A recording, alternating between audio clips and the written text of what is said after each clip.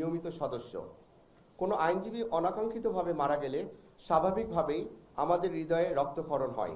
আলিফকে হত্যা করার এই ঘটনা সারা বাংলাদেশের আইনজীবী সহ 18 কোটি মানুষের হৃদয়ে রক্তক্ষরণ করেছে।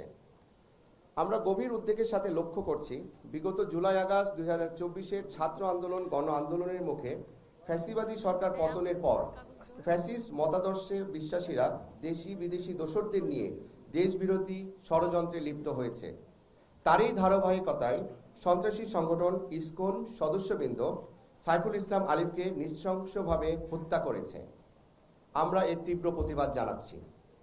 সমাজের নির্যাতিত ও নিপীড়িত মানুষের ন্যায় বিচার নিশ্চিতকরণে আইনজীবীরা সব সময় অগ্রণী ভূমিকা পালন করে থাকেন। সেই আইনজীবীরা আজ তার কর্মস্থলে নিরাপদ নয়। আইনজীবীরা যেন নির্বিঘ্নে ও নিরাপদে তার পেশা পরিচালনা করতে পারে, সেই পরিবেশ নিশ্চিত করতে হবে। আমরা অবিলম্বে আইনজীবী সুরক্ষা আইন প্রণয়ন করা দাবি জানাচ্ছি। এই নৃশংস হত্যাকাণ্ডের সঙ্গে জড়িত ব্যক্তিদের বিরুদ্ধে সর্বোচ্চ গুরুত্ব দিয়ে আইনি ব্যবস্থা গ্রহণের জন্য সরকারের প্রতি বাংলাদেশ সুপ্রিম কোর্ট আইনজীবী সমিতি জোরালো দাবি জানাচ্ছে এবং সেই সাথে ইসকনকে নিষিদ্ধ করতেও জোরালো দাবি জানাচ্ছে। আমরা মরহুমের শোক সমস্ত পরিবারের সদস্যদের প্রতি গভীর সমবেদনা জানাচ্ছি। সবাইকে ধন্যবাদ, আইনজীবী ভাইদেরকে ধন্যবাদ, সাংবাদিক বন্ধুদেরকে ধন্যবাদ। জি জি জি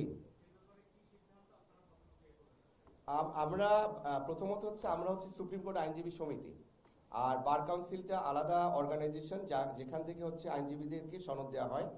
আমি গতকালকে অ্যাটর্নি মহোদয়ের সাথে কথা বলেছি, বার কাউন্সিল থেকে তারা তাদের ভূমিকা পালন করবে।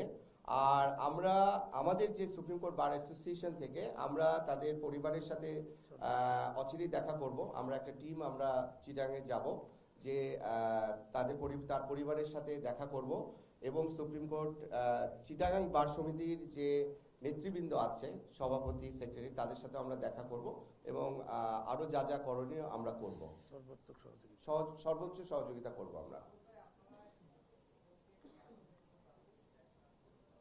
দেখুন, এটা তো কেন নিষিদ্ধ চাচ্ছি এটা তো আপনারা সবাই বুঝতে পারছেন। এখানে ইসকন যে শুধুমাত্র উগ্রবাদী কাজ করছে তা না, ইসকনকেও ব্যবহার করে দেখা যাচ্ছে যে দোসর যারা আছে, ফ্যাসিস্ট যারা আছে, তারাও কিন্তু এটার সাথে যুক্ত হয়ে ইসকনের নাম ব্যবহার করে, ইসকন এবং ইসকনের সাথে একসাথে নাম ব্যবহার করে তারা কিন্তু এই ধরনের কর্মকাণ্ড চালাচ্ছে। ইভেন আমরা এটাও দেখেছি, ইসকনের একটা সমাবেশ হচ্ছে, সেখান থেকে জয় বাংলা বলে কিন্তু আপনার স্লোগান দেওয়া হচ্ছে। সো এটা তো আপনারা বুঝতেই পাচ্ছেন যে ইসকন শুধু এখন ইসকন নাই, আমরা ইসকন কিন্তু নিষিদ্ধ চাচ্ছি, ইসকনের সাথে কিন্তু অন্যরাও জড়িত হয়ে গেছে, ফ্যাসিস্ট বিরোধী যারা আছে তারাও কিন্তু জড়িত হয়ে গেছে। ধন্যবাদ। আর কোনো প্রশ্ন? আচ্ছা, আপনাদের সবাইকে ধন্যবাদ, থ্যাংক ইউ। এটার ব্যাপারে আমরা এখানে, যেহেতু এটা টপিক না, আমরা এটার ব্যাপারে বলতে চাচ্ছি না। ধন্যবাদ। জি, দেখুন, আমরা তো সম্প্রীতি চাই, সাম্প্রদায়িক বলেন বা যাই বলেন না কেন, আমরা এখানে হিন্দু বলেন, মুসলমান বলেন, আমরা কিন্তু সবাই একসাথে বসবাস করছি, আমরা সবাই একসাথে পথ চলছি, আমরা একসাথেই থাকতে চাই।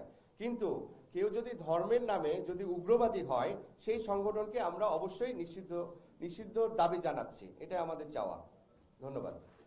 আপনারা দেখছেন ইসকনকে, এটা ফ্যাসিস্ট যে রিজিম, আপনারা দেখছেন বাংলাদেশে ইসকনকে এই ফ্যাসিস্ট রিজিম এটা ব্যবহার করতেছে এবং পার্শ্ববর্তী একটা দেশের যে উস্কানিতে বাংলাদেশে এগুলো হচ্ছে, আপনারা মিডিয়াতে এবং আমরা দেখতে পাচ্ছি।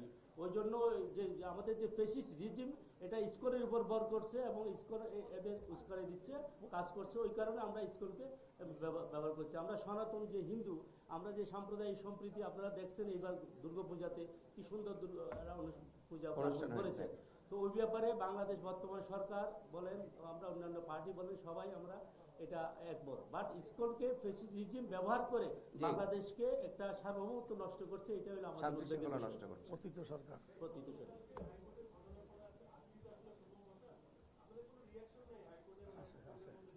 না, এটা আছে, সেটা নিয়ে আমরা আলাদাভাবে বলবো। যেহেতু আজকে আমাদের একজন সদস্য যিনি মারা গেছে, সে আমাদের একজন সদস্য, আমাদের হৃদয়ে রক্তক্ষরণ হচ্ছে, এই জিনিসটা আমাদের কাছে যেহেতু আসছে, একজন মারা গেছে, সেটা নিয়ে আমরা আজকে প্রেস কাউন্সিল করলাম। পরবর্তীতে আমরা আমাদের মতামত জানাবো। ধন্যবাদ। জি জি